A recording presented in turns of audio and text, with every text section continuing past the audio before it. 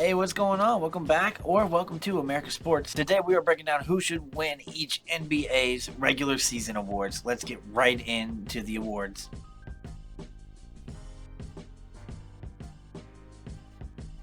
I kind of base all my rewards off of how the team's record is, how their team's record is. Like, I really believe that if you're a new piece to that team and they're doing much better than what they did last year, then like that should be considered highly more than what their performance is altogether. I believe Rookie of the Year should go to Jalen Williams of the Oklahoma City Thunder. Hey, I think I think that he has really shown that he's a really good 3-point shooter and a very good defender too.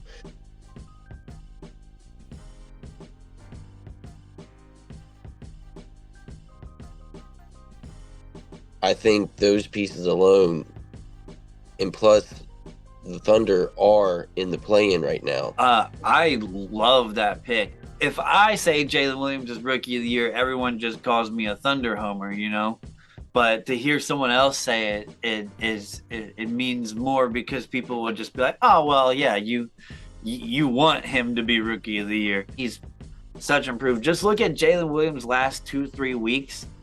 Over the last like 4 games, he's averaging like 20 points a game, like 5 rebounds and almost 4 assists, and he's getting like 1.5 steals too. I do, however, have Banchero as the Rookie of the Year. I think Chad brought up some really great points, but I give it to Banchero for the consistency of being able to average 20 points per game pretty much all season. While the addition to Banchero on the Magic team didn't equate to more wins, and Williams has played better than him over the last month or two, I'm still giving this to Banchero for being able to do this all season long.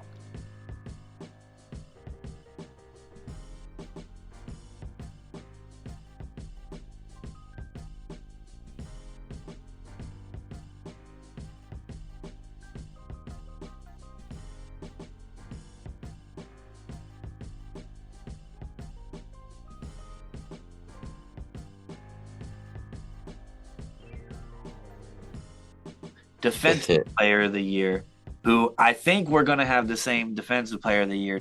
Go ahead and take that one. I think it's pretty obvious, honestly. Like, I think Defensive Player of the Year should go to Jaren Jackson Jr.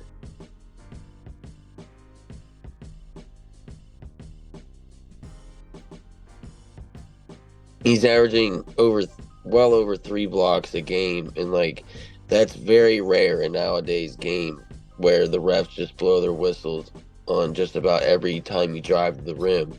Plus, he gets a lot of steals too. Like he's very versatile too. Like he can also guard the point guard if it's so be it. Like if the point guard just so happens to beat him on a crossover, he's got he's able to recover and just block him from behind. Yeah, his recovery time is better than probably everyone else, and that includes Miles Turner. And he blocks more shots at home than he does on the road, but on the road, they call fouls on Jaren early in the game and get him in foul trouble on the road. And that's why Memphis's defense isn't as good at the start of games on the road, or else he would have the same amount of blocks he would have at home. Yeah, there's no debates here. There's no disagreements here. Jaren Jackson Jr. is the Defensive Player of the Year, and he has been since he's taken the floor. The only other one you could really make a case for, I believe, is Brook Lopez, but I think it would be a losing case. For a big man, he can guard the three on pick and rolls. That's where a lot of people get in trouble, like Brook Lopez. As good as a defender he is, he gets in trouble on the pick and rolls, and it just gives Jaren a bigger case. There's no way he's not DPOY. You can't show me another guy.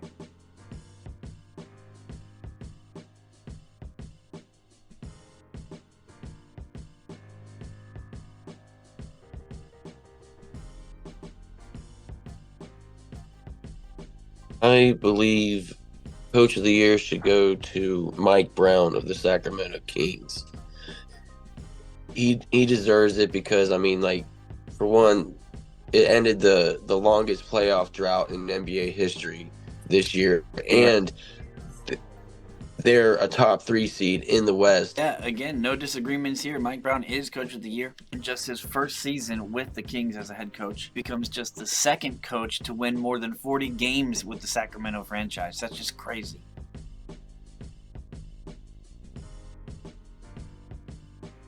They score the most points. They average the most points per game in the league by a pretty decent margin. I think the next best team is 3 points under them. They're 17 games above 500, and they haven't been that way since 2005. And then it was just Fox. Then they get Halliburton, and they're like, hey, let's use this guy to get Sabonis, because Sabonis is still young. That was getting Sabonis and getting Herter was one of the best things that they could have done. They play as good a team ball as just about anybody. And De'Aaron Fox has been the most clutch player in the NBA this season. Bro, Sabonis is real deal. Sabonis is real deal, and it was the right move. A lot of people were clowning the Kings for the Sabonis move, and now they can laugh at them.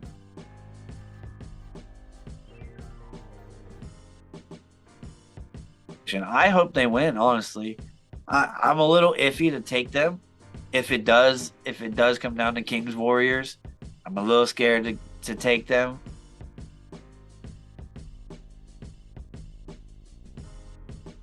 Okay, we didn't do video for this one, but Chet's pick is Immanuel Quickley, who's averaging 14.7 points for the season with the number 5 seeded Knicks, but he's really come on strong lately, giving the Knicks the boost that they were needing in the beginning of the year. My selection goes towards Bobby Portis, who has averaged damn near a double-double all season for the Eastern Conference Finals favorites, Milwaukee Bucks.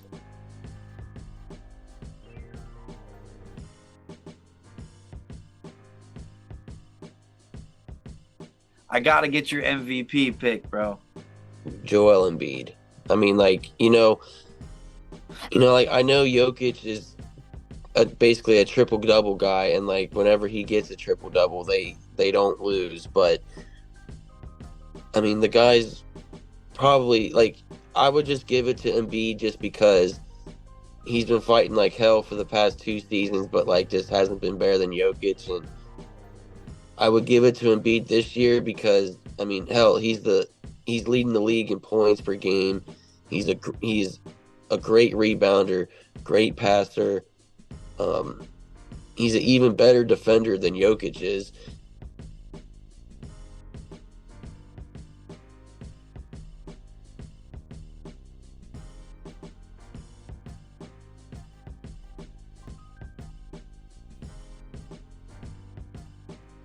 Next season is probably going to be these 2 guys again that we're talking about. So, because I mean, hell, he's put up a really good fight, and he's very dominant. He's the most dominant force in the game right now. I think that's fair. 3 weeks ago, I think it was 3 weeks ago, I made a MVP video, and I said Nikola Jokic is clearly the MVP. Since that video, my opinion has changed. I do think it's Embiid now.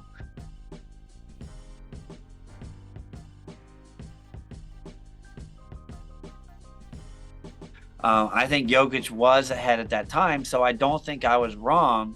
I think Embiid is now. Denver's going to be the 1 seed, so you're going to be the 1 seed and average a triple-double. It's so hard to vote against that. Even though he doesn't have the rings to show it yet, Embiid is basically what Shaq would have been if he was in complete good shape. He's a big man who is number 1 in scoring. He's 86% from the free throw line, so he gets it done in every aspect of basketball. He can defend guards too. He's a really good defender that I don't think people talk about his defense enough. I actually think this year he's better on defense than Giannis is. And Giannis is a very good defender. Hey, that's going to wrap up our yearly NBA awards show. Hope you enjoyed it, and I hope you got a bunch of opinions. Let us know your thoughts on the awards in the comment section below. Be sure to like and subscribe for more content on America Sports.